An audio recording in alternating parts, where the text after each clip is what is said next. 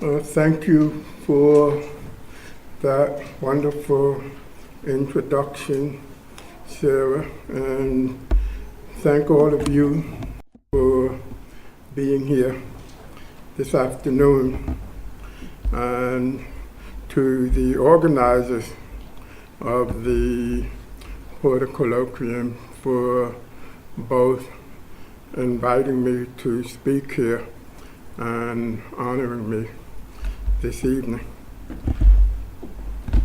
The Birmingham Project begins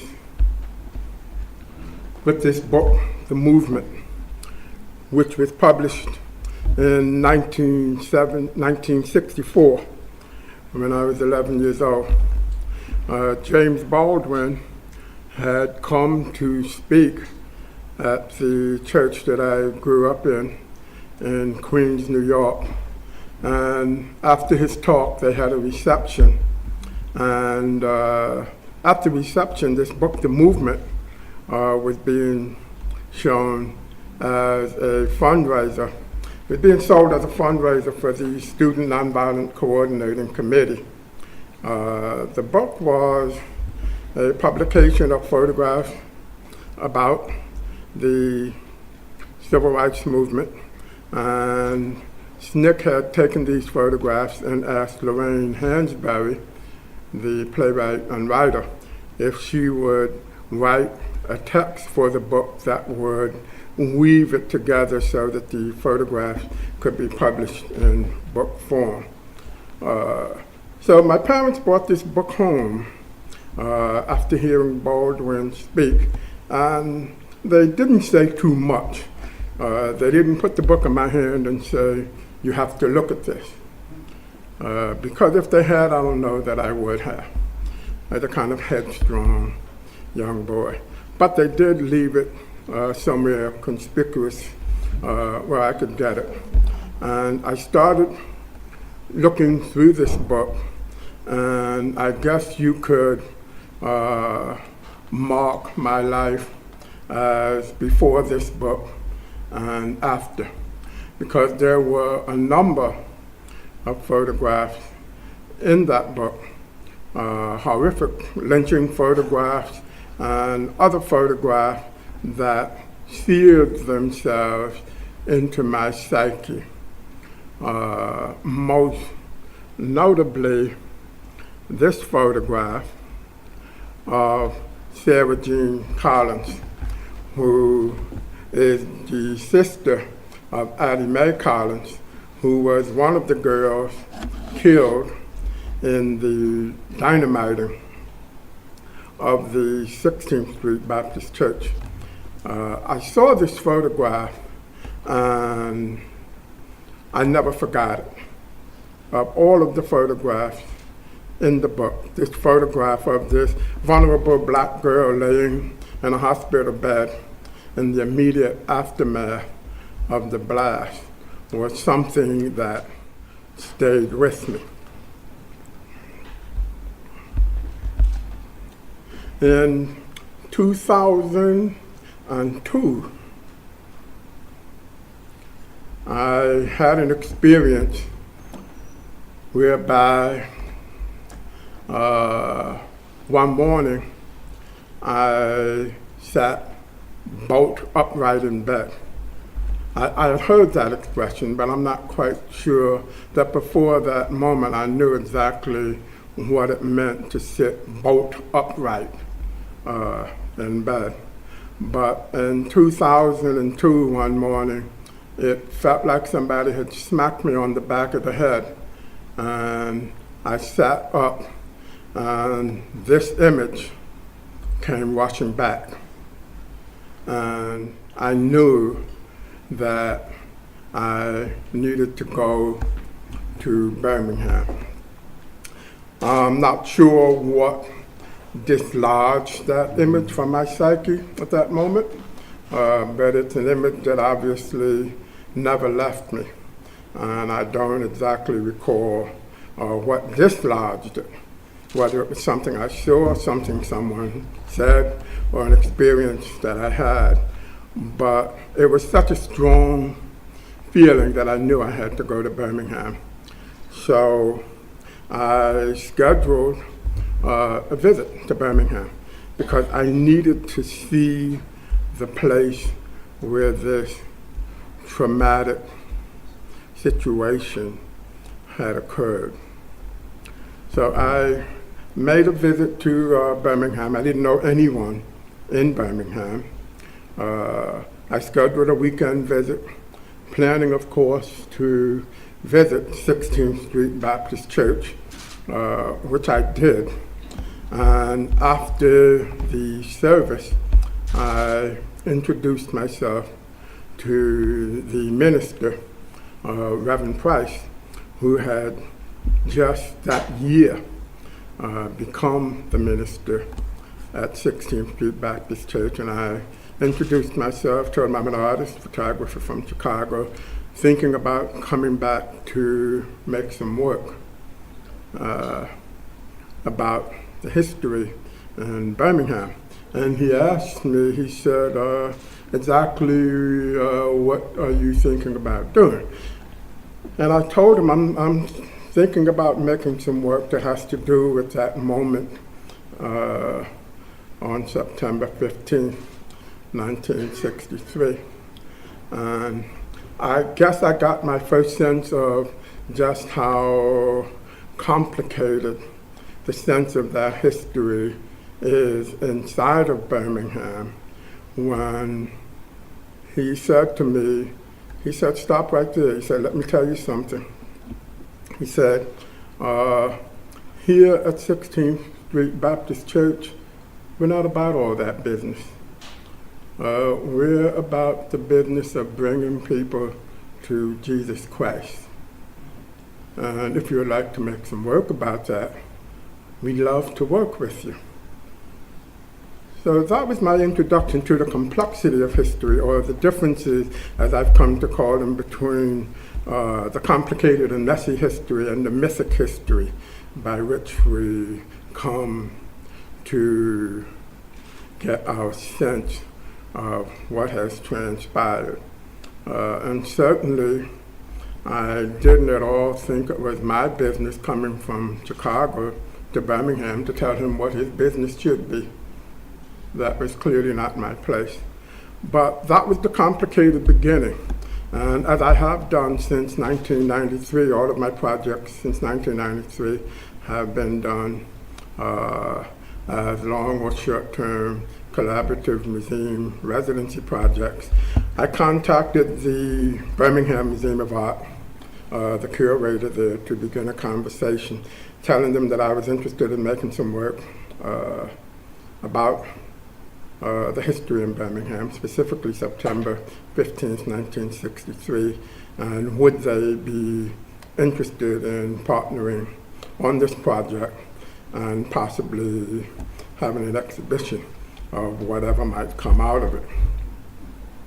That began an 8-year conversation, and over 8 years I visited Birmingham, got to know the community, established relationships with people there so that people could get to know me, and started doing research at the Birmingham Civil Rights Institute archive. I spent quite a bit of time going through the archive, and in that research I found that not only had 4 girls been killed that day, but 2 boys, Virgil Ware and 16-year-old Johnny Robinson. Virgil Ware was 13, and Johnny Robinson were killed that same day in the aftermath of the violence of the dynamiting of the church. Virgil Ware and his brother were that Sunday morning delivering their Sunday newspapers. They had finished delivering the papers and were on their way to their uncle's junkyard. 2 white teenagers had attended a rally that morning. In the aftermath of the bombing, the white citizens of Birmingham held what could only be called a pep rally to celebrate what had happened that morning. And folks were riding around in their cars, whooping it up, flying Confederate flags, and police said that they saw Johnny Robinson throwing rocks at one of the cars with white folks riding around waving the Confederate flag. And as they called him and he ran away, the police officer raised his shotgun and shot him dead in the street. Virgil Ware and his brother ran into two white teenagers who were coming from that rally, and when they crossed paths, one of the boys took out his pistol and shot Virgil Ware off of the bicycle that he was riding with his brother. So with that information, which was new information for me, the shape of the work began to take place, and I knew that I wanted to make work that referenced not only the moment that the four girls were killed, but the moment that these two young African-American boys had been killed as well.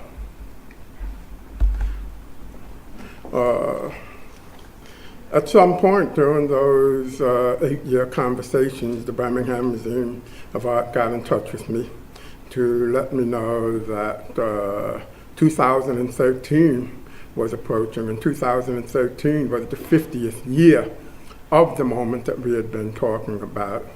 And if we were, in fact, going to pursue this work, that would be the time that they would want to show it.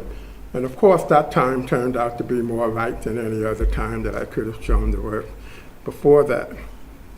So I began making work with the intention of having an exhibition of this work at the Birmingham Museum of Art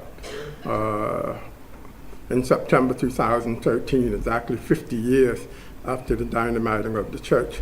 And I chose two sites in which to make the work because I wanted the work to embrace two pieces of Birmingham's history. One of those sites was Bethel Baptist Church, which was in the 1960s pastored by the activist minister, Reverend Fred Shuttlesworth. Bethel Baptist Church is hugely important to the civil rights movement. It is the church in which, among other things, the Southern Christian Leadership Conference was founded.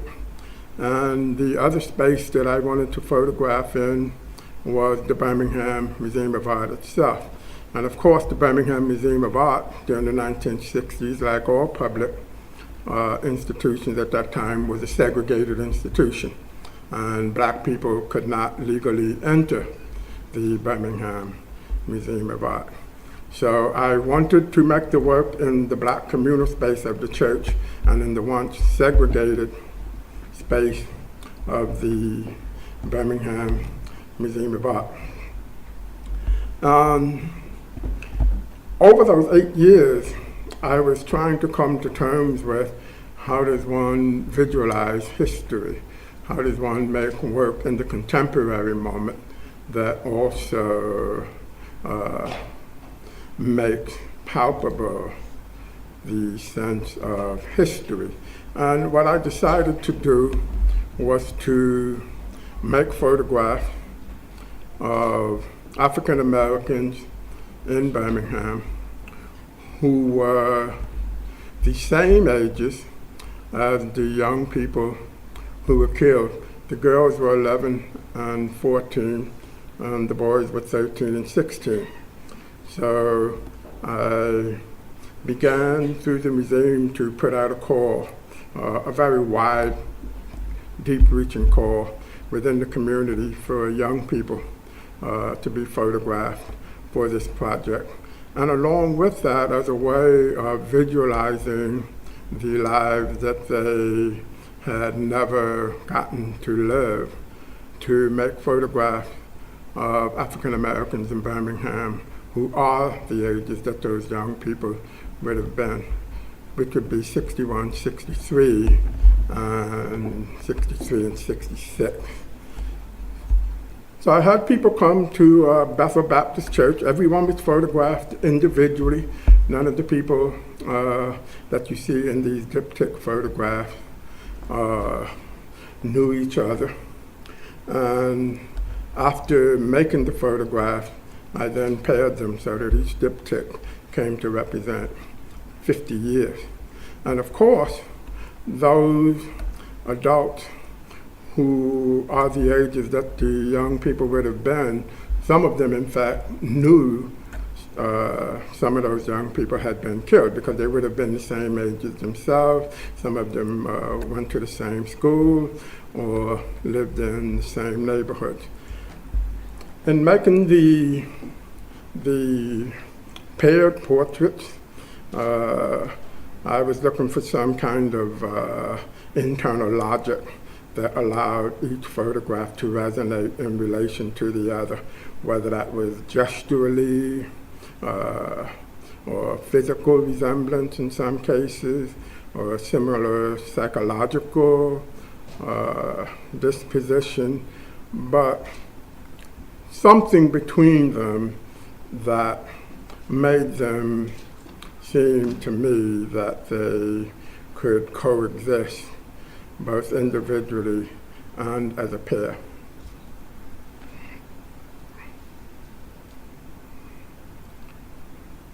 And in some cases, the resemblance between the subjects could only be described as uncanny, and that some of them actually did look like they could be family members, even though none of them were.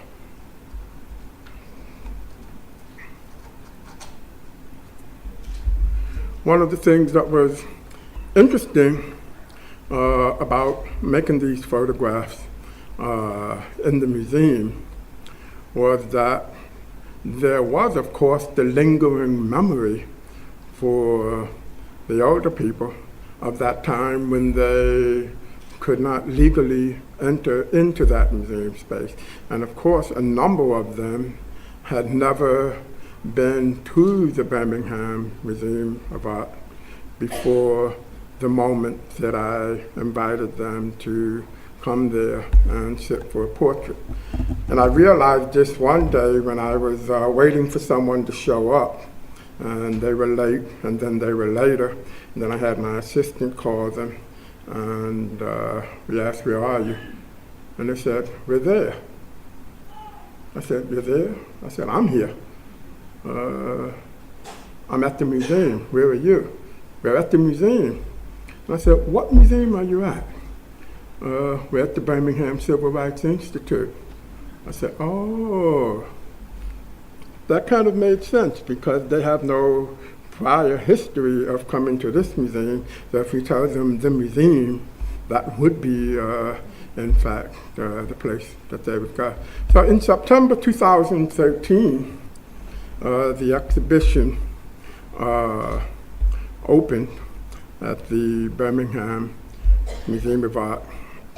And I could say more about it, but given the fact that not only was there a moment when African Americans could not visit the Birmingham Museum legally, but to be able to visit that institution 50 years later and see the life-size images of yourself on the wall of that museum is certainly one of the reasons why I do the work that I do. So thank you.